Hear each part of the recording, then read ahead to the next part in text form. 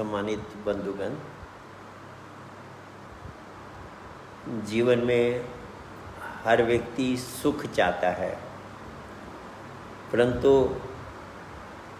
देखने में ये मिलता है कि ज़्यादातर व्यक्ति दुखी है। नानक साहब कहते हैं, नानक दुखिया सब संसारा, कि सारा संसार दुखी है। और कहते हैं दुख से छूटने को उपाय, कहते हैं नानक दुखिया सब संसारा, सुखिया सोई जो नाम अदारा, कि जो भगवान के नाम को जान लेता है, उसका साधन करता है, वह सुखी हो जाता है। सज्जनों, ये टेक्निकली हमको समझना चाहिए कि दुख का कारण क्या है। व्यक्ति को दुख जो होता है, दुखी जो है, उसके पीछे रीज़न क्या है। क्योंकि शास्त्रों में तो कुछ और कहा हुआ है। कहते आनंद मध्य तो वासा, आनंद सागर के, आनंद रूपी सागर के अंदर तुम रह रहे हो। और कहते जाने बिन मरत प्यासा, पानी के अंदर कोई रह रहा हो, मछली पानी में, और पानी न पीने को मिले तो कितने दुख की और कितने अफसोस की बात है। पानी के सागर में होते भी और प्यासा हो व्यक्ति, ये तो अविश्वसनीय, अनबिलीवेबल हो जाता है। तो कहते हैं हम आनंद के सागर में होते हुए भी हम दुखी हैं, क्या कारण है और उसको कैसे दूर करें। ये साइंस, अध्यात्म की विज्ञान है।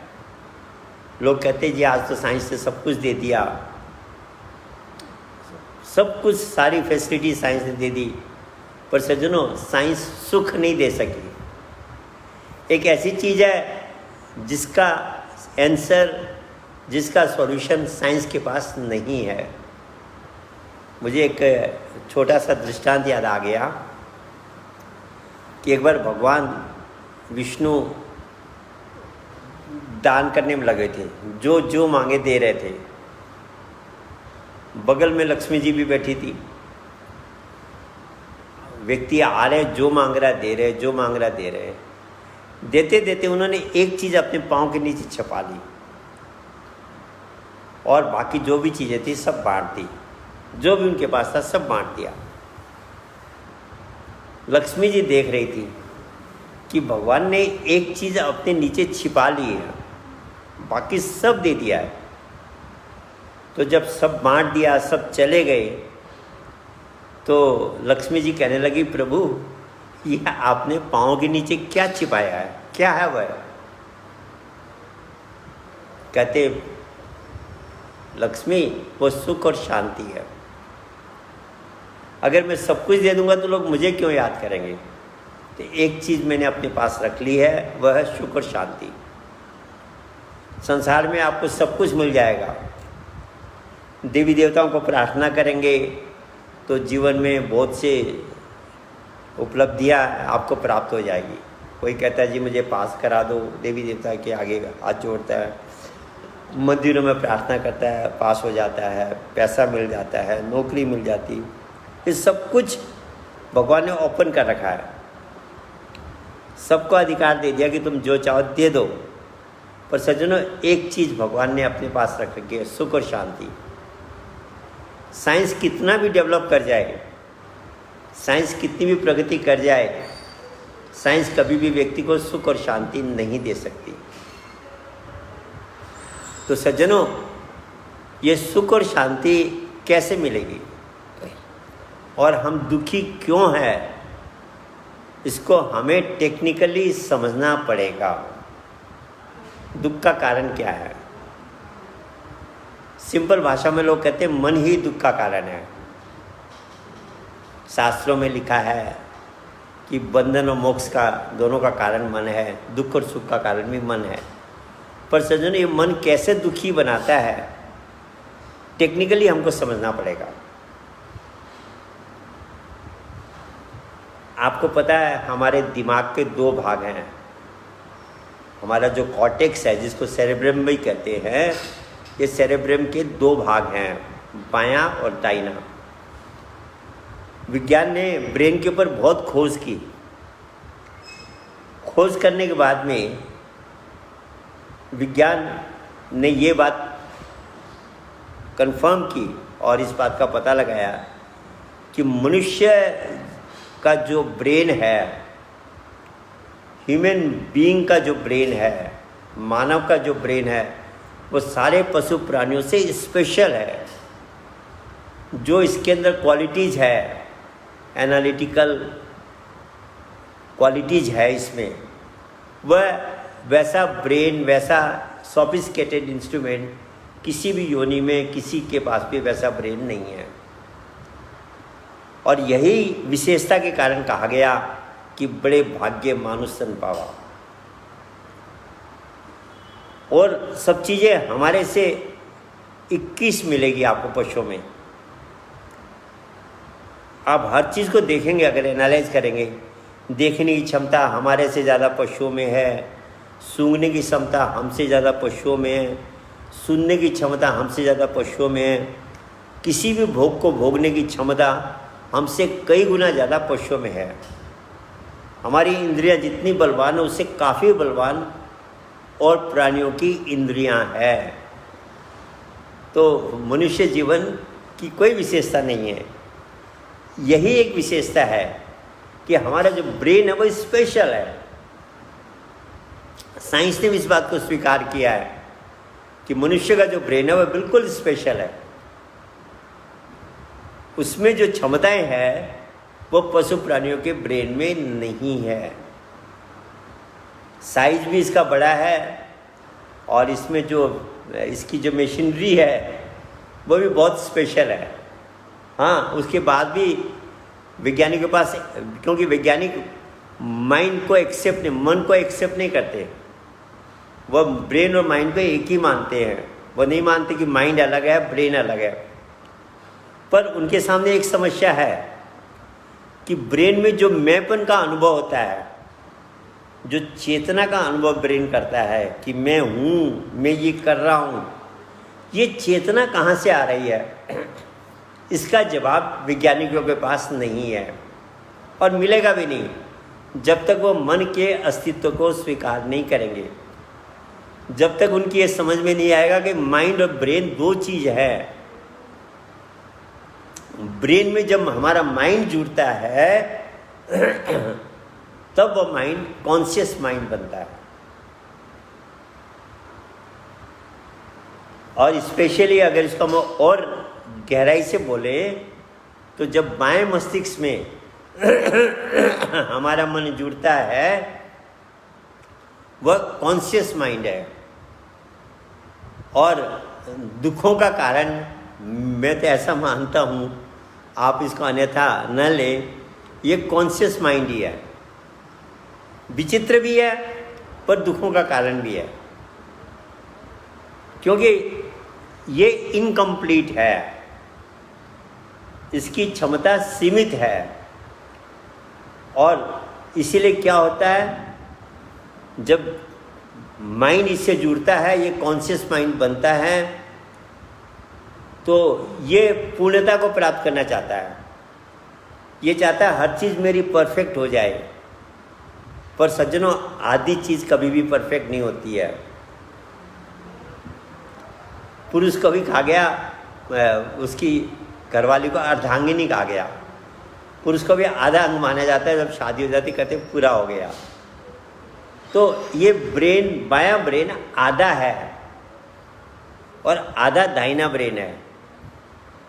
जब तक ये दोनों ब्रेन मिल के कॉर्पस कैलोसम से कनेक्ट के थ्रू काम नहीं होगा, मन जब तक दोनों से जुड़ करके काम नहीं करेगा, जब तक कॉन्शियस माइंड और सब कॉन्शियस माइंड का कॉम्बिनेशन नहीं होगा, तब तक हम उस स्थिति को नहीं प्राप्त कर सकते जिसकी हम कामना कर रहे हैं।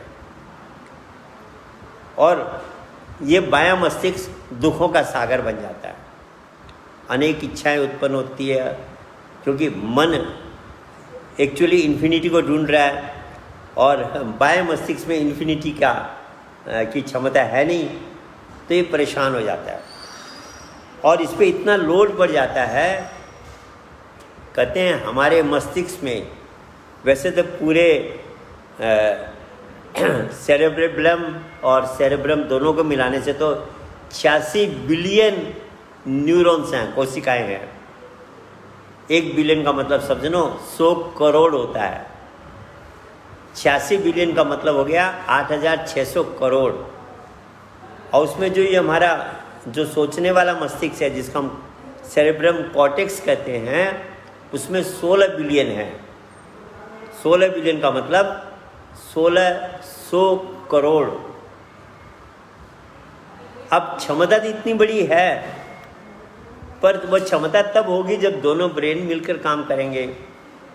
और मस्तिष्क केवल ब्रेन मिलने से नहीं होगा, मन वहाँ जुड़ा रहेगा, कि बिना मन के तो कुछ एक्टिवेट होता ही नहीं है। चेतना का जो प्रवाह है, कॉन्शियसनेस का जो फ्लो है, वो थ्रू द माइंड है। जैसे बिजली का तार है जिसमें बिजली का करंट आ रहा है, जब तक आप किसी वस्तु को उस तार से नहीं छुएंगे उस वस्तु में करंट नहीं आएगा। तो जो डिवाइन करंट है, जो कॉन्शियसनेस का करंट है, चेतना का करंट है, वह थ्रू मन आ रहा है। तो मन जब पूरे मस्तिष्क से जुड़ेगा तब ये मस्तिष्क सही ढंग से काम करेगा। अब हो क्या गया, हम केवल बाएं मस्तिष्क से काम कर रहे हैं। आप अपने आप को रीड करके देखो कि हम दिन भर जो काम करते हैं उसमें हमारा मन कहाँ रहता है। स्टडी करना पड़ेगा सज्जनों, और नहीं करेंगे, जब ये मनुष्य शरीर चला जाएगा हाथ से और योनियों में जाएंगे, तब सोचेंगे अरे इतना स्पेशल ब्रेन मिला था मुझे, मैंने उसका उपयोग नहीं किया। सज्जनों कहते हैं फिर पछताए क्या हो, तो जब चिड़िया चुग गई खेत। तो अभी इस ब्रेन पावर को टोटल यूज करने का फॉर्मूला हमें ढूंढना पड़ेगा। और अभी तो क्या हो रहा है, आप देखो एक हिस्से पे अगर आप बहुत ज़्यादा लोड डाल दो तो उस पर प्रेशर ज़्यादा हो जाता है, और लोड बराबर डालो दोनों तरफ तो लोड हल्का हो जाता है। अभी क्या हो रहा है, हमारे जितना भी लोड है सारा बाएं मस्तिष्क पे पड़ रहा है। तो क्या होता है, बहुत लोग कहते हैं मुझे डिप्रेशन हो रखा है, स्ट्रेस मैनेजमेंट की बात करते हैं, टेंशन हो गया कहते हैं, अनेक प्रकार के जो मानसिक क्लेश हैं, इन सब का कारण क्या है, हमने लोड एक तरफ डाल दिया, वजन को बराबर बांटा नहीं। इसलिए जब तक दोनों ब्रेन मिलकर काम नहीं करेंगे, दोनों ब्रेन को आप एक्टिव नहीं करेंगे, तब तक ये समस्या बनी रहेगी। और असल में देखा जाए, अगर हम और गहराई में जाएं, क्योंकि ये जो संसार बनाया भगवान ने दुख के लिए बनाया ही नहीं। आप प्रकृति को जरा सा स्टडी करो कभी शांति से। हम खाली भाग रहे हैं और बिना सोचे समझे भाग रहे हैं। वो कहते हैं एक बार खरगोश बैठा था कहीं, बेल के पेड़ के पास बैठा था, और बेल का फल गिरा, धड़ाम की आवाज़ हुई, वो भागा। लोगों का क्यों भाग रहे, बोला धरती फट गई, भागो भागो। सब भागने लगे, सारे जंगल के सब भागते चले गए। रास्ते में शेर मिला, बोला भाई कहाँ भाग रहे हो, बोले बोले आप भी भागो, धरती फट गई है, सब भागो। शेर ने कहा भैया धरती फट गई तो तुम खड़े किस पे हो। तब उनकी समझ में आया, अरे हम भाग तो रहे थे, हम तो बेवकूफ़ थे, वैसे ही भाग रहे थे, धरती कहाँ फटी है, धरती फटी होती तो हम होते कहाँ। ऐसे जरूर जीवन में हम भाग रहे हैं, बिना सोचे समझे भाग रहे हैं, सुबह से शाम तक परेशान होते रहते हैं। पर कभी सोचिए ना इस बात को भी कि ये जो स्पेशल ब्रेन मिला है अगले जन्म में नहीं मिला, और जिस लिए मिला है उस काम का अगर हम पूरा नहीं कर पाए तो कितना बड़ा पछतावा होगा। इसलिए कहा बड़े भाग्य मानुष तन पावा। इसकी स्पेशलिटी आपका ब्रेन है। इस ब्रेन की फंक्शनिंग को समझना और इसको प्रॉपर यूज में लेना। क्योंकि कहा ना, पानी में मीन प्यासी मोई सुन सुन आवे हंसी। कबीर साहब कहते हैं पानी के अंदर मछली है और प्यासी है, ये सुनकर मुझे हंसी आ रही है। शास्त्र कहते हैं आनंद के सागर में हम बैठे हैं और हम दुखी हैं। सिस्टम नहीं पता है। अगर हम सिस्टम को जान ले तो ये संसार दुख के लिए बनाया ही नहीं है। एक बाप बेटे के लिए कितनी मेहनत करता है, उसको अच्छे स्कूल में पढ़ाता है, अच्छे कपड़े ला के देता है, अच्छे से अच्छे माँ बाप जो है घर में खाने की व्यवस्था करते हैं और कोशिश करते हैं उसके लिए बहुत बढ़िया मकान बना दें। सारी देखभाल, सारा पूर्णता ख्याल माँ बाप अपनी इतना नहीं करते जितना बच्चे के लिए करते हैं। ये नेचुरल टेंडेंसी है हमारे अंदर, ये किसी एक माँ बाप की बात नहीं है, ये जनरल है।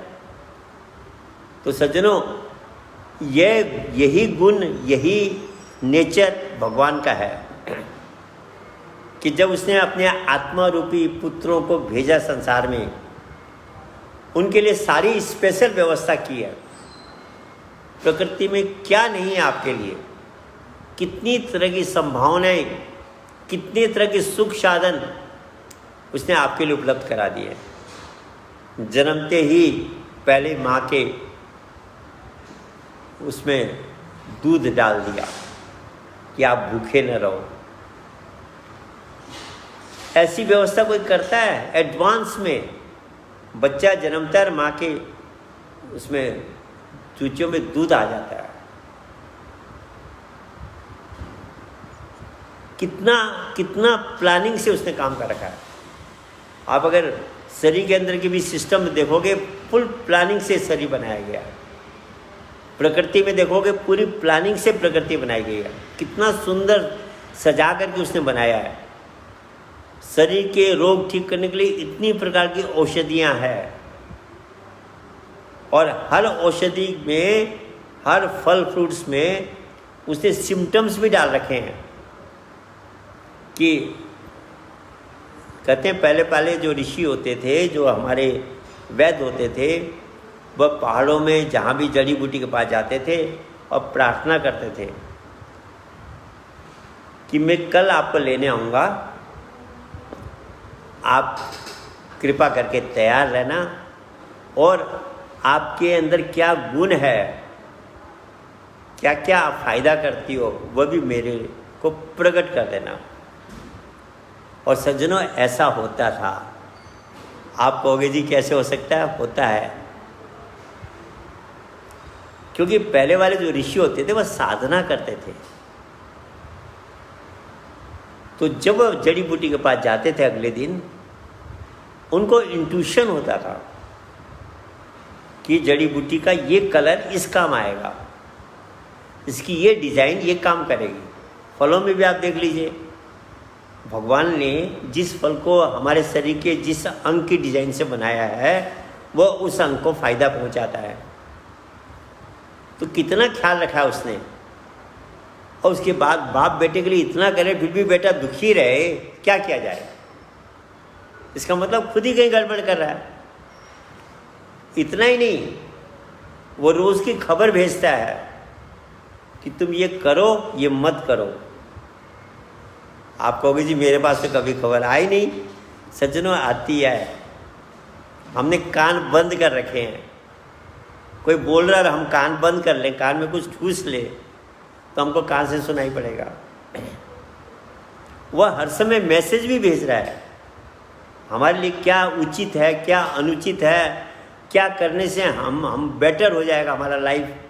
वो सब कुछ खबरें, मैसेज, संदेश भेज रहा है, पर हमने कान बंद करके कानों में वो ठूस रखा है। आप कहोगे जी मैंने तो कानों में नहीं ठूस रखा। सज्जनों, हमने ठूस रखा है। हमने ब्रेन के जिस हिस्से में मैसेज आता है उस हिस्से को बंद कर रखा है। वह हमारा दाहिना ब्रेन। और मन जब दाहिने ब्रेन से जुड़ता है उसको सबकॉन्शियस माइंड कहते हैं। वहाँ आते हैं सिग्नल्स, वहाँ आती है मैसेज कि तू ये कर, ये मत कर। उसका हम इंग्लिश में, साइंस की भाषा में इंट्यूशन कहते हैं, हिंदी में उसका अंतर प्रेरणा कहते हैं। और हमने सबने बहुत बार ऐसे अनुभव किए भी होंगे कि अचानक कोई इंट्यूशन आता है और उसको जब हम फॉलो करते हैं, उसका पालन करते हैं, उसको क्रियान्वयन करते हैं, तो बहुत बड़ा लाभ, बहुत बड़ा फायदा, बहुत बड़ा काम हो जाता है। ये इंट्यूशन क्या है, कौन भेज रहा है, कभी सोचा आपने? वह भेज रहा है। क्यों भेज रहा है? उसको क्या ज़रूरत है? क्योंकि वो हमें प्यार करता है। इसलिए कहा गॉड लव्स अस, ईश्वर हमें प्यार करता है। वो चाहता है मेरी सारी संतान सुख में, आनंद में, स्वर्ग का आनंद ले यहाँ संसार में। पर हम दुखी हैं क्योंकि हमने सिस्टम नहीं समझी। और सिस्टम नहीं समझने का कारण है हमने अध्यात्म चर्चा सुनने की आदत छोड़ दी। अध्यात्म की चर्चा, पहली बात तो आजकल तो अध्यात्म भी क्या रह गया, कथा रह गई। राम की कथा सुना देते हैं, कृष्ण की कथा सुना देते हैं, अनेकों कथाएं हैं और सोचते हैं यही अध्यात्म है, यही सत्संग है। सज्जनों, सत्संग अलग चीज़ है, कथा अलग चीज़ है। सत्संग वह है जो आपको अंडरस्टैंडिंग दे, सिस्टम को समझाए कि इस संसार में क्या मिस्टेक मैं कर रहा हूँ और क्या करेक्शन की मुझे ज़रूरत है। वह रमज समझाने का काम सत्संग करता है, आध्यात्मिक चर्चा करती है। पर हमें आदत पड़ गई कथाएं सुनने की, मनोरंजन, रिलीजियस एंटरटेनमेंट। जैसे लोग पिक्चर देखने जाते हैं, एंटरटेनमेंट होता है, ऐसे लोग आजकल कथाओं में भी, अगर आप उस कथा को दूसरे एंगल से देखेंगे, आप में क्रिटिसाइज नहीं कर रहा, वो भी एंटरटेनमेंट का एक सिस्टम बना दिया है। जबकि अध्यात्म था हमें सिस्टम समझाने के लिए। कार के मैकेनिक के पास अगर आप ट्रेनिंग ले रहे हैं तो मैकेनिक क्या करता है, या अच्छा जो ड्राइवर होगा वह भी क्या करता है, अगर आप उसके अंडर में ट्रेनिंग ले रहे हैं, वो आपको गाड़ी के एक एक पार्ट्स को समझाएगा। कौन पार्ट्स को कैसे हैंडल करना है, कितनी स्पीड में रखना है, ब्रेक कब कैसे लगाना है, गियर को कैसे चेंज करना है, स्टीयरिंग को कैसे संभालना है। वह एक एक चीज़ को सिस्टम उसके पूरी डिटेल से आपको समझाएगा। और वहाँ बैठ के आपको कारों की कथा सुनाने लग जाए, कारों की वैरायटीज़ बताने लग जाए, आप कभी ड्राइवर और मैकेनिक नहीं बन पाएंगे। आप कहेंगे भैया मुझे तो ये सब समझाओ ना, इसके एक एक पुर्जे को समझाओ ना, जिससे कि मैं इसको प्रॉपरली हैंडल कर सकूं, जिससे कि मेरी ड्राइविंग बेस्ट हो। ये ड्राइवर, ये मैकेनिक, ये टीचर स्पेशल होगा। तो आज भी ये बहुत बड़ी समस्या हो गई है, कथाओं की भरमार हो गई, अध्यात्म चर्चा गायब हो गई। तो नतीजा क्या हुआ, आदमी भौतिकवाद की तरफ जाता है, वहाँ उसको पता नहीं मेरे दुख का कारण क्या है। वो सोचता है मेरे दुख का कारण मेरे पास नौकरी नहीं है, नौकरी मिल जाती है तो कहता है मेरे पास बिल्डिंग नहीं है, बिल्डिंग मिल जाती है तो सोचता मेरी शादी नहीं हुई है, शादी हो गई तो सोचता कि मेरे पास बच्चे नहीं है, बच्चे हो गए तो सोचता कि अब इनका एडमिशन नहीं हुआ है। ये सब भी हो जाता है, तब कहता है अरे इतने से मेरा खर्चा नहीं चल रहा, मुझे और कमाना है। इस तरह से एक के बाद वे इच्छाएं बढ़ती चली जाती है। वो बढ़ने का कारण भी एक है, कई कारण नहीं है, कि मन संतुष्ट नहीं है, मन दुखी है, असंतुष्ट है। और हम बायां ब्रेन क्या सोचता है, क्योंकि इसकी तो लिमिट है, ये सोचता कि फलाने चीज़ की कमी है मेरे पास, या मेरे घर में मेरा हस्बैंड ठीक मेरे से व्यवहार नहीं करता, या वाइफ ठीक नहीं करती, या बच्चे का ये व्यवहार है, या पड़ोसी ऐसा है, या मेरा बॉस ऐसा है। इन सब पे हम डाल देते हैं। इन सब पे हम डाल देते हैं कारण को, जबकि ये कारण नहीं है, ये एक्चुअल कारण नहीं है। एक्चुअल कारण हमारे अंदर की प्रॉब्लम है, बाहर की नहीं है। अगर आप अंदर की प्रॉब्लम हम सॉल्व कर लेते हैं तो आप कैसी भी स्थिति में रहोगे, आप आनंद में रह सकते हो। किसी भी परिस्थिति में आप अपने आप में संतुष्ट जीवन बिता सकते हैं। और सज्जनों, उसके बराबर एंजॉयमेंट वाला लाइफ नहीं है। तभी का गोधन गजधन बाजी धन और रतन धन खान, जब आवे संतोष धन सब धन धूरी समान। उस जमाने में गाय का ही धन होता था, हाथियों का धन होता था, हीरा मोती का धन होता था। वो जमाने का इस दोहा है। आज के ज़माने में होता है तो वही कहते हैं आपके पास डॉलर ज़्यादा हो, आप बिलीनियर हो, तो भाषा अलग थी।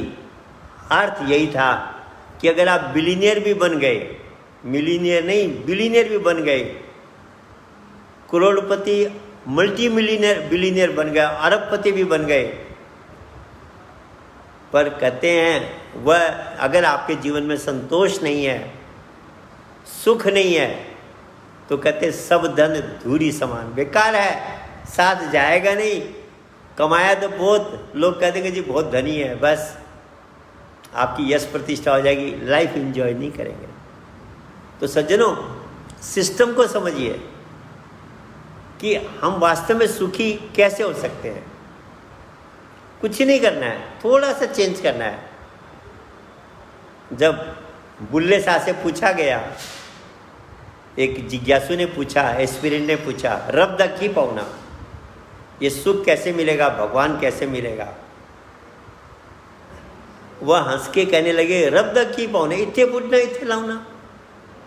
बोले क्या है, सिंपल है, इधर से इधर ले जाओ। आपने देखा होगा ना, जब पोद लगाते हैं,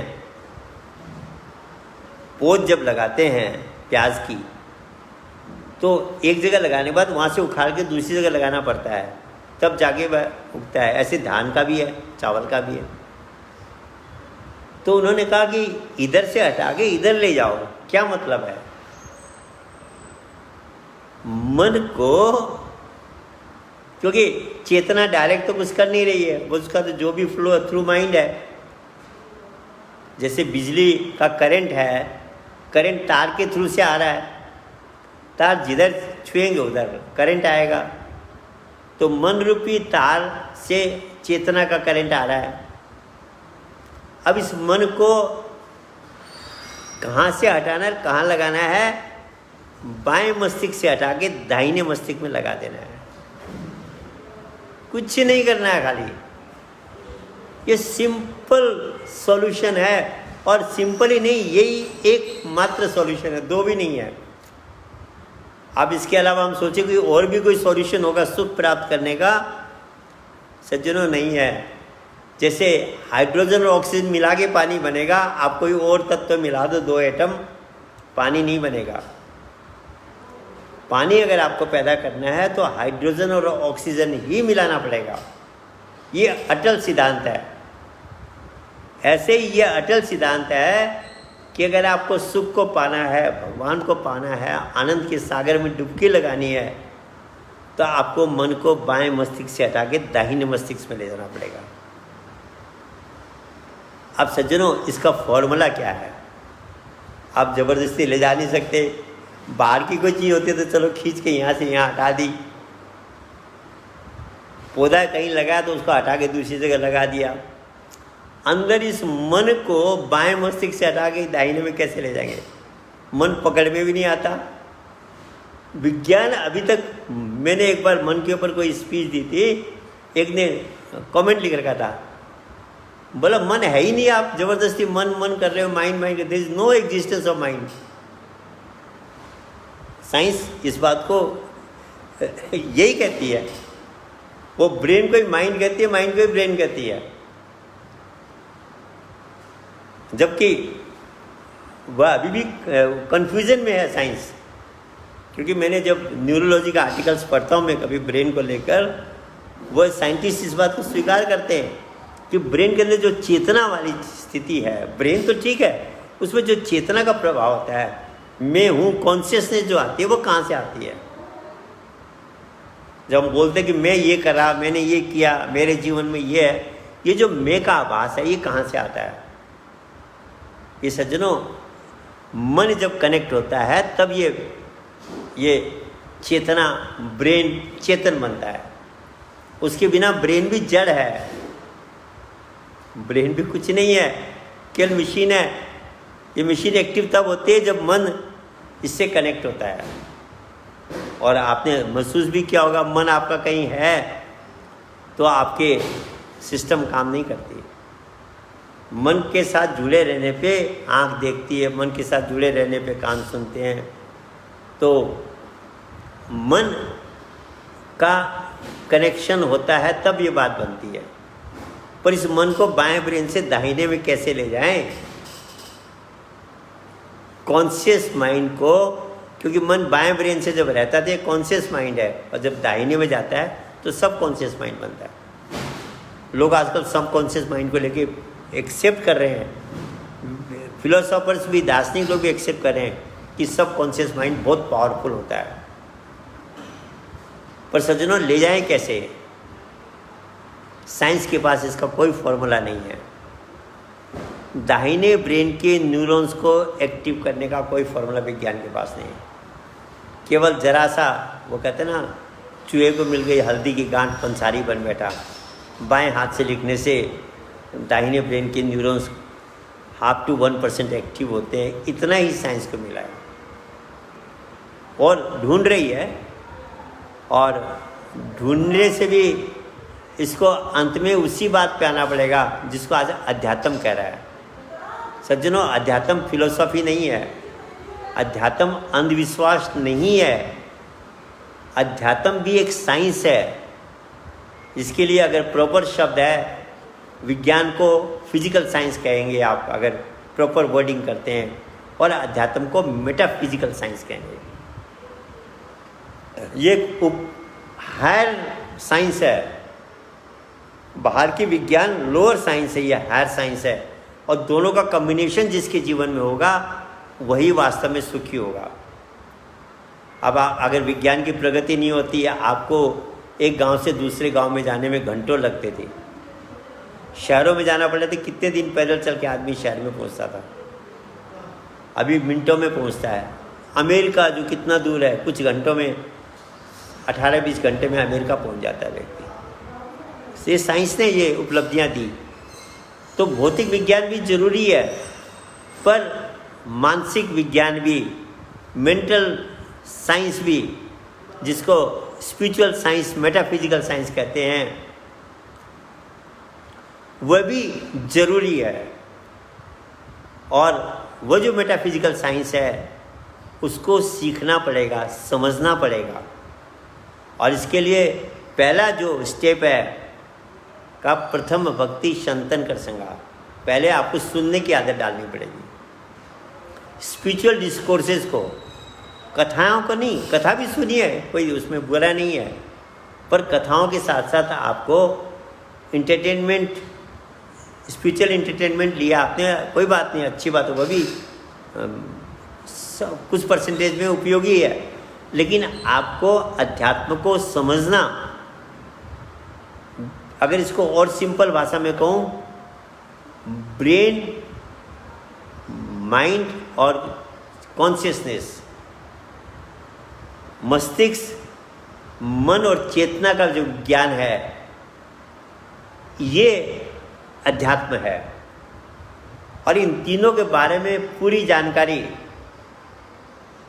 अध्यात्म देता है। साइंस नहीं दे सकती, भौतिक विज्ञान नहीं दे सकती, मेटाफिजिकल साइंस ही देगी आप। इसलिए पहले तो सुनने की आदत डालें, सुनने के बाद में उसको समझने की कोशिश करें। और जो बात समझ में नहीं आए, उस वक्ता को, उस व्यक्ति को या किसी जानकार को हम प्रश्न करें। मैं तो देखता हूँ कमेंट्स में केवल लोग थैंक यू फलाना देते रहते हैं। कितने प्रश्न आते होंगे, कोई प्रश्न नहीं भेजता। अब नहीं भेजता तो हम उत्तर भी क्या दें? लेकिन एक्चुअली जब हम कोई बात को सुनते हैं और उसको समझने की कोशिश करते हैं तो जो बात समझ में नहीं आई उसको पूछना चाहिए। कहा ना, seek you shall find, ask it will be given. तो जब तक हम पूछेंगे नहीं तब हमको आंसर कैसे मिलेगा। और अर्जुन और कृष्ण का अगर आप संवाद देखते हैं, गीता क्या है, भगवान ने, कृष्ण ने कहा, अर्जुन ने सुन लिया, ऐसा नहीं है सज्जनों। भगवान कृष्ण बोल रहे हैं, अर्जुन सुन रहा है, और जो बात उसकी समझ में नहीं आई, जिस पे उसको डाउट हुआ, क्वेश्चन कर रहा है। जब भगवान कृष्ण कहते हैं, अर्जुन मैंने कल्प के आदि में ज्ञान सूर्य को दिया था, बोले आपका जन्म तो अभी हुआ, आप कल्प के आदि की कैसे बात कर रहे हैं। तो अर्जुन तेरे मेरे अनेक जन्म हो चुके हैं। ऐसे जहाँ जहाँ अर्जुन को डाउट्स हुए, जिसका मतलब अर्जुन जो सुन रहा था, सुनने के साथ साथ उसको समझने की भी कोशिश कर रहा था। अगर हम केवल आध्यात्मिक चर्चा को सुनने की आदत डाल दें तो उससे भी बात नहीं बनेगी। सुनी हुई बात से सिस्टम को समझने की कोशिश करनी है कि ये सृष्टि का जो सिस्टम है, ये जो भगवान ने सृष्टि रचना की, क्या सिस्टम है, क्या इसका पर्पस था, और इस पर्पस को समझ करके मैंने कैसे इसमें काम करना है, ये सब कुछ समझना पड़ेगा। आप कोई भी लाइन में जाते हैं, मेडिकल लाइन में व्यक्ति डॉक्टर बनता है, उससे पहले कितनी बातें समझाते हैं उसको, 5 साल तक समझाते हैं, तब वो जाके डॉक्टर बनता है। आगे कल पढ़ ले और समझे नहीं तो डॉक्टर कभी नहीं बन सकता। ऐसे अध्यात्म को सुनना भी है और उसके बाद समझना है, और जो बात समझ में नहीं आए, सज्जनों आप लोग कह रहे हो कि टाइम हो गया है, आज हमारा अंतिम एपिसोड है, तो ये लंबा चलेगा, 1 घंटे का होगा आज का एपिसोड, और आज ये अंत हो जाएगा। अंत क्या मतलब, इसको विश्राम कहिए। ये एपिसोड जो माइंड मिडलमैन है आज समाप्त हो जाएगा, इसलिए ये आज हमारा सेशन 1 घंटे का चलेगा, और उसके बाद फिर कब आपकी हमारी मुलाकात होगी ये कॉस्मिक प्लान के ऊपर निर्भर है। तो मैं कह रहा था कि सुनना भी है, समझना भी है, और जब हम समझने की कोशिश करते हैं तब धीरे धीरे समझ में आता है कि ये सृष्टि जो बनाई गई, इसमें प्लानिंग से बनाई गई है, और सिस्टम को समझ जाकर उसका हम फॉलोअप करेंगे। खाने पीने में भी देख लीजिए, अगर व्यक्ति जानता कि भाई मुझे क्या खाना है, कब खाना है, तो स्वस्थ रहेगा, और जो नहीं जानता है, जब मन में आया, जब जिस तरह से खाया, वो रोगी हो जाता है। हर चीज़ के पीछे सिस्टम है। ये संसार भी जो बनाया गया है, मनुष्य जीवन भी जो हमको मिला है, स्पेशल ब्रेन पावर भी जो मिला है, इसके पीछे सारी सिस्टम है, और उस सिस्टम को समझना है। तो बात आ रही थी कि इस मस्तिष्क को, मन को दाहिने मस्तिष्क में कैसे ले जाना है। सिंपल आंसर दिया गुरु नानक साहब ने, नानक दुखिया सब संसारा, सुखिया वही जो नाम अदारा। कि अगर आप भगवान के नाम का सुमिरन करते हैं तो आप सुखी हो जाओगे। अब सज्जनों कैसे होंगे? आप कहोगे, लोग कहते हैं जी हमने तो बहुत नाम जपे पर सुख तो नहीं मिला। पहली बात तो सज्जनों, दवाई ओरिजिनल खाने से ही उसका असर आता है। अगर दवाई ओरिजिनल नहीं है तो उसका असर नहीं आएगा। तो जिस नाम को गुरु नानक साहब ने कहा कि सुखिया वही जो नाम अदारा, वह नाम एक स्पेशल नाम है, जिसके लिए आगे वो कहते हैं, जिस बखर नू लेन तू आया, राम नाम संतन घर पाया, तजी अभिमान, अपने घमंड को छोड़ो कि मैं बहुत जानता हूँ, लो मन मोल, राम नाम हृदय में तोल। आप कहते हो नाम तुम्हारे हृदय में है, और मन के द्वारा लेना है उसको। अब देखिए इशारे में कितनी बातें कह गए कि उस नाम को जानने के लिए ही ये मनुष्य शरीर मिला है, उसके बिना सब गड़बड़ मामला है। और कहते हो नाम कैसा है? कहते एको सुमरो नानका जलथल रहो समाए, दूजो काहे सुमरिए जो जम्मे ते मर जाए। कितना क्लियर डिफाइन किया है कि वह जो नाम जिसकी बिगिनिंग और एंड है, जन्मे ते मर जाएगा, मतलब जिसका शुरू और अंत है, वह नाम नहीं है जिसकी मैं बात कर रहा हूँ। वो कहते हैं वो तो ऐसा नाम है कि जल थल सब में समाया हुआ, पूरे संसार में व्याप्त है वह नाम। कोई भी एटम उस नाम के बिना एग्जिस्ट नहीं कर रहा है। आप वैज्ञानिक दृष्टिकोण से भी सोचो, ऐसा कौन सा नाम हो सकता है जो प्रत्येक कण के अंदर है। Every atom has that name inside it. कौन सा नाम होगा जो प्रत्येक एटम के अंदर भी है? कहा जल थल रहे समाये दूजो का ऐसे में, बोला और नामों को क्यों समझ रहे हो? पर सज्जनों, हम उस नाम को पहली बात तो जानते नहीं है। जो नाम एटम के अंदर होगा, एक परमाणु के अंदर होगा, कैसा नाम होगा? कभी आपने उस एंगल से सोचा? हाँ, हमें तो क्या आदत पड़ गई जी, मुझे ये नाम पसंद है, मैं ये नाम को जपूंगा, मुझे वह नाम पसंद है तो मैं जपूंगा, फलाने गुरुजी ने ये नाम बता दिया मैं इसको जपूंगा। अरे भैया, जो संतों ने कहा है जरा उसको, भगवान ने ये मस्तिष्क दिया है, एनालिटिकल माइंड किस लिए दिया है? ये जो लेफ्ट ब्रेन है, इसकी यही तो विशेषता है, अंडरस्टैंड करने की क्षमता, एनालिसिस करने की क्षमता, विश्लेषण करने की क्षमता और उस पर सही निर्णय लेने की क्षमता। ये सब कैपेसिटी हमारे मस्तिष्क के अंदर है। इतना स्पेशल ब्रेन देकर अगर हम उसको करते नहीं है, अगर करते नहीं है तो सज्जनों गलती किसकी है? डॉक्टर ने दवाई बता दी रहा, दवाई सही दवाई न लें, सेवन न करें तो रोगी हो इससे तकलीफ पाएँ तो डॉक्टर का दोष नहीं है। तो वो जो नाम है जिसकी चर्चा संतों ने की है सज्जनों, वो नाम भाषा में नहीं है, बुक्स में नहीं है। आप और हम जिन नामों को जप रहे हैं ये नाम नहीं है। तभी कबीर साहब कहते हैं कोटि नाम संसार में, करोड़ों नाम है भगवान के, इनसे मुक्ति न हो, ये आपको मुक्ति और शांति नहीं देंगे, ये आपको सुखी नहीं बनाएंगे। वो जो भगवान विष्णु ने अपने पाँव के नीचे जो सुख शांति रखी थी, उसका जो फॉर्मूला है वो नाम है जो प्रत्येक कण कण में व्याप्त है। और शास्त्रों में ये बात कहा भी है कि हरि व्यापक सर्वत्र समाना, प्रेम ते प्रकट होत में जाना। कि भगवान जो सर्वव्यापक का मतलब होता है ओमनी प्रेजेंट, कण कण में है। अगर आप कहीं बैठे हैं तो घर में अपना नाम और रूप छोड़ के आते हैं क्या? आप ताले में बंद करके आते हैं क्या आप अपना नाम और रूप? आप कहेंगे जी नहीं, नाम और रूप तो मेरे साथ जहाँ मैं हुआ मेरा नाम और रूप है। तो अगर भगवान सर्वव्यापक है, कण कण में समाया हुआ है, तो क्या उसका नाम और रूप वहाँ नहीं होगा? है सज्जनों, प्रत्येक एटम के अंदर भगवान का नाम भी है और रूप भी है। उस नाम को प्राइमोर्डियल वाइब्रेशन कहा गया और उस लाइट को डिवाइन लाइट, भर्गो ज्योति कहा गया। ये प्रत्येक कण के अंदर है, प्रत्येक एटम के अंदर है, और वही आपके और हमारे अंदर भी है। उस नाम के लिए नानक साहब कह रहे हैं कि ना दुखिया सुखिया वही जो नाम अदारा। जिसने उस नाम का स्मरण करना शुरू कर दिया वह सुखी हो जाएगा। अब आपको जी कैसे सुखी होगा? क्या आप इसको लॉजिकली कैसे प्रूव करेंगे? सज्जनों सिंपल है।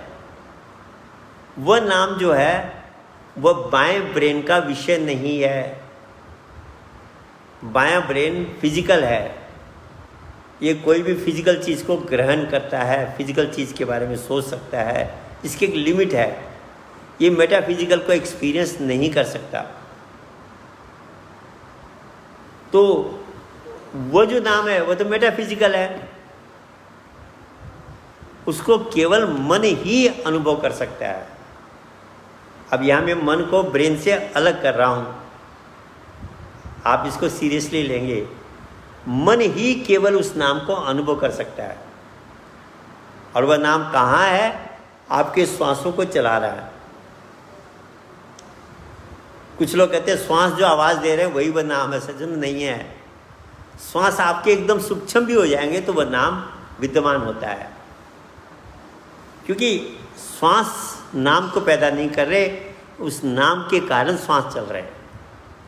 श्वासों के कारण वह वाइब्रेशन नहीं हो रहा है, उस प्राइमोडियल वाइब्रेशन के कारण हमारे श्वास की गति चल रही है।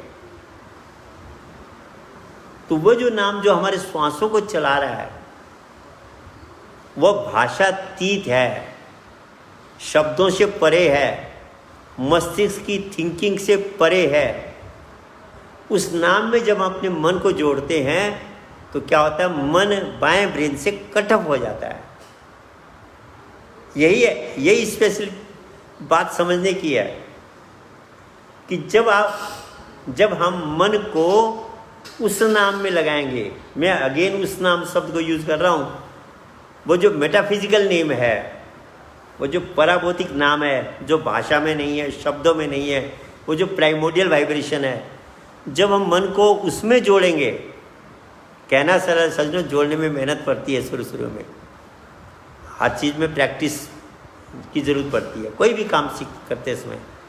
तो जब प्रैक्टिस करते करते जब हमारा मन उस नाम में जुड़ने लगेगा तो क्या होगा, मन जहाँ नाम में जुड़ा तो ये बाएं ब्रेन से कट ऑफ हो गया।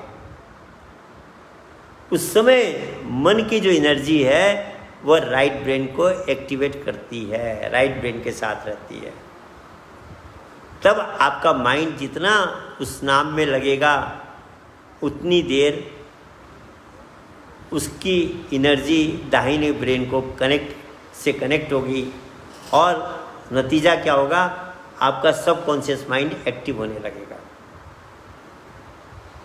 और जितना आप प्रैक्टिस ज़्यादा करेंगे, सज्जनों मुझे 4 रोटी खाने से पेट भरेगा, मैं इतना सा टुकड़ा खा के छोड़ दूं और कहूँ जी मेरा पेट नहीं भरा, तो गलती किसकी है? जितना शरीर को खुराक चाहिए मैंने दी नहीं।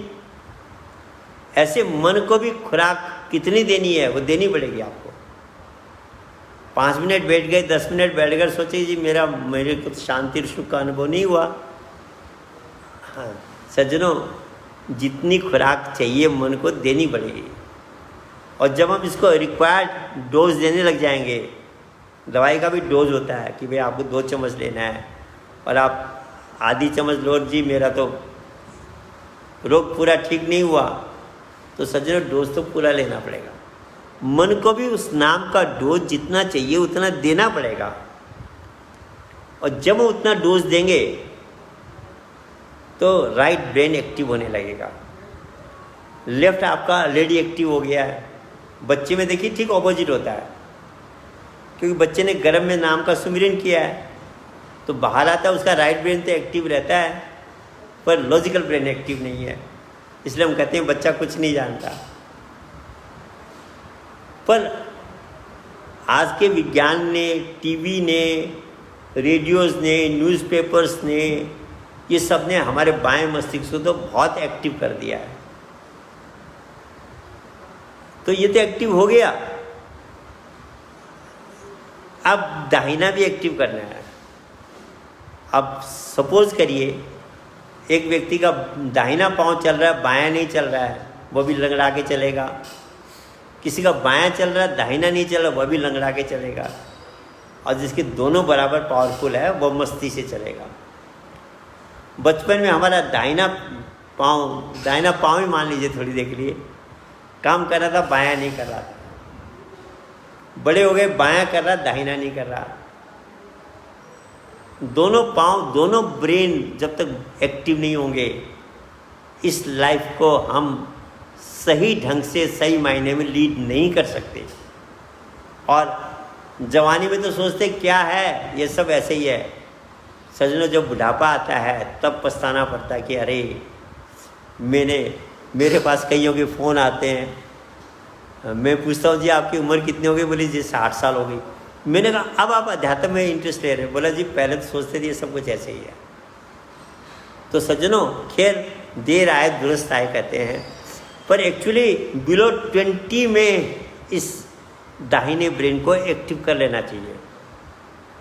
बिलो 20 में दोनों ब्रेन का सिंक्रोनाइजेशन हो जाना चाहिए।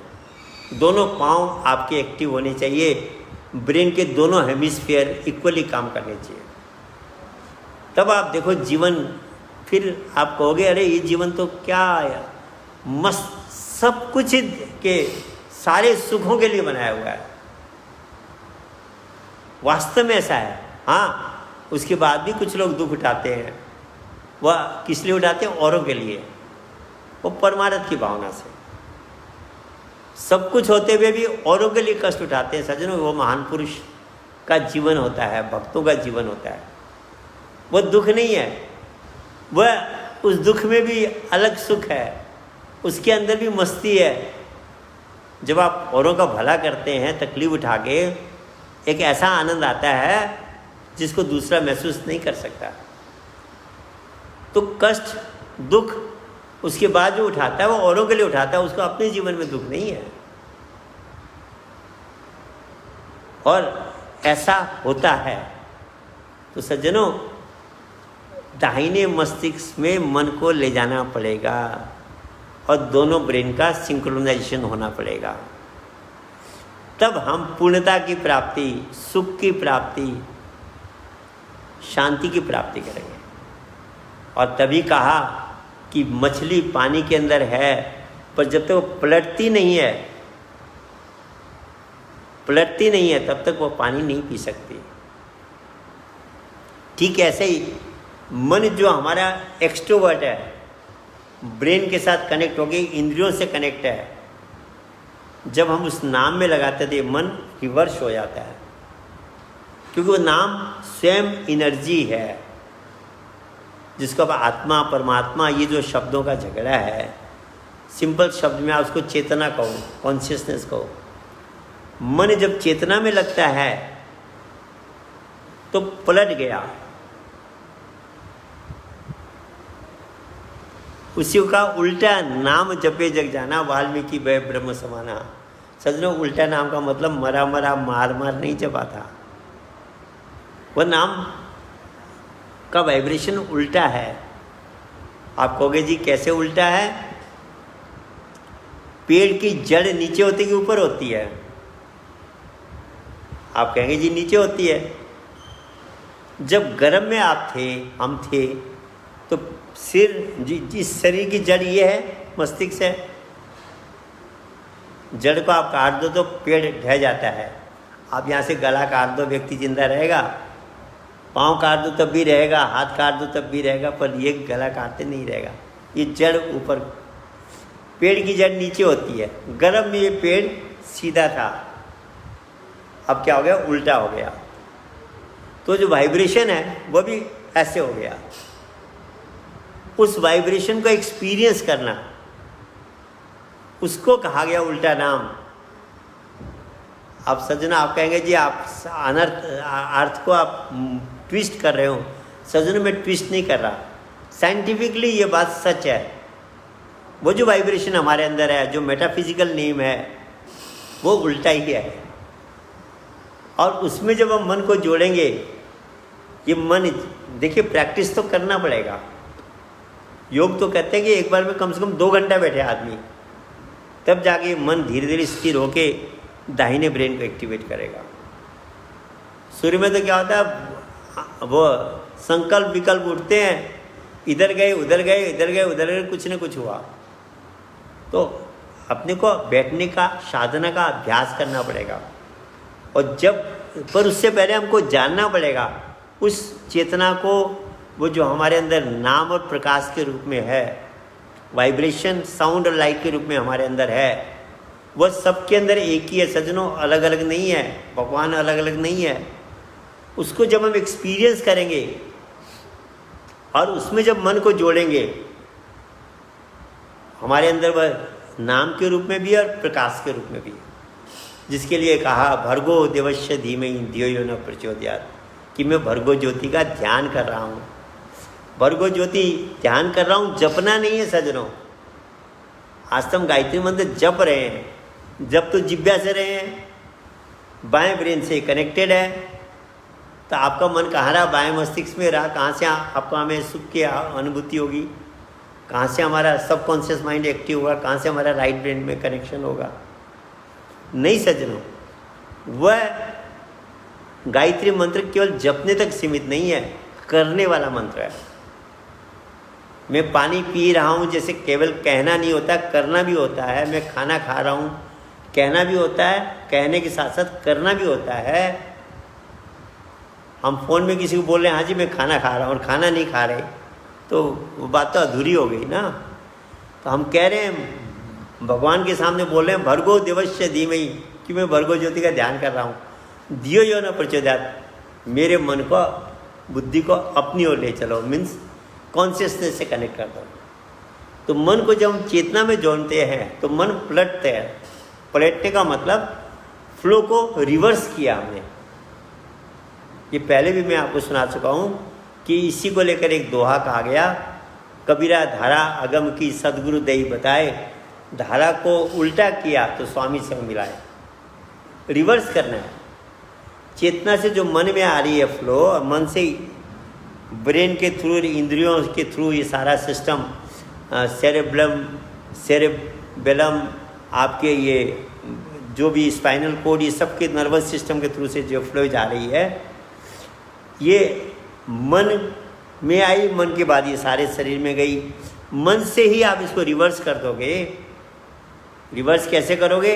वो जो चेतना हमारे अंदर शब्द और ज्योति के रूप में है, उसमें जब हम कनेक्ट करेंगे तो रिवर्स हो गया। और यही शांति का फॉर्मूला है, यही सुख का फॉर्मूला है। इसके अलावा दूसरा फॉर्मूला है ही नहीं। पंथों का झगड़ा नहीं है सज्जनों, भाषा का झगड़ा नहीं है। जैसे मैंने कहा हाइड्रोजन और ऑक्सीजन मिला के पानी बनेगा, यह अटल सिद्धांत है। ऐसे मन को जब तक आप उस दाहिने ब्रेन में नहीं ले जाएंगे, और उसमें ले जाने के लिए अंदर जो चेतना आपके हमारे अंदर शब्द और ज्योति के रूप में है, जो दोनों चीज़ मेटाफिजिकल है। मैं फिर कह रहा हूँ, लोग कहते हैं मैं आँख बंद करके प्रयास करता हूँ या मुझे कोई डॉट दिखाई दे, ऐसे नहीं सजनों। जब आपको रियल टीचर मिलेगा, तीसरा नेत्र खोल देगा, प्रकाश दिखेगा, और जो प्रकाश दिखेगा उसमें जब आप मन को जोड़ोगे, वो प्रकाश चेतना का प्रकाश है। हर गुरु उस प्रकाश को नहीं दिखा सकता, इसलिए बहाना बना देते हैं कि अरे उस प्रकाश को देखने के लिए तुमको ये करना पड़ेगा, वह करना पड़ेगा। सज्जनों, एक आपका बल्ब, आपके पास दीपक रखा हुआ है, वो जल नहीं रहा है, और आप दूसरे दीपक से, वो दूसरा दीपक ये कहेगा पहले इस दीपक को और कुछ करो तब ये दीपक जलेगा, अपने आप नहीं जलेगा। वो दूसरे दीपक से आप टच कराते ही दीपक जल जाएगा। ऐसे जो सद्गुरु होता है, महापुरुष होता है, स्पिरिचुअल मास्टर होता है, उसके केवल टच मात्र से ही ये प्रकाश हो जाता है। इसको अध्यात्म की भाषा में शक्तिपात कहते हैं, ट्रांसफर ऑफ पावर। अपनी शक्ति से वह हमारे तीसरे नेत्र खोलकर हमको प्रकाश का दर्शन कराता है। उसके बाद हमने अभ्यास करना है। जितना अभ्यास करते जाएंगे और जितना हमारा मन दाहिने ब्रेन से कनेक्ट होता जाएगा, और जैसे जैसे हमारे दोनों ब्रेन का सिंक्रोनाइजेशन होता जाएगा, ये जीवन सुख और शांति से परिपूर्ण हो जाएगा। तब कहा मन मस्त हुआ, तब क्या बोले। मस्तिष्क का, सुख का उपाय हमारे अंदर ही है सज्जनों, बाहर कहीं भटकने की जरूरत नहीं है। बाहर की जो चीज़ें हैं ये हमारे टेम्पररी, हमें भौतिक सुविधा देने के लिए है। मन की शांति, पीस ऑफ माइंड, हैप्पीनेस, ये जो है, हाँ बाहर आपने पिक्चर देख ली, थोड़ी देर भूल गए दुख को, अशांति को, ये पेन किलर्स है। कब तक पेन किलर खाओगे? ज़्यादा पेन किलर खाएंगे तो उसकी साइड इफेक्ट है। फिर ऐसी दवाई खाएं ना जो पेन को परमानेंटली ठीक कर दे। और इसी तरह सज्जनों, ये जो अशांति है, बाहर की चीज़ों से आप पिक्चर देख के और देख के टेम्परेरी मन को भुला देते हैं थोड़ी देर के लिए। सॉल्यूशन नहीं है ये। सॉल्यूशन, ये रियल सॉल्यूशन है। और भक्तों ने, संतों ने, साधकों ने, मेडिटेटर्स ने इसको एक्सपीरियंस किया है कि हमारे अंदर जो चेतना है उसमें डायरेक्ट मन को जोड़ना है।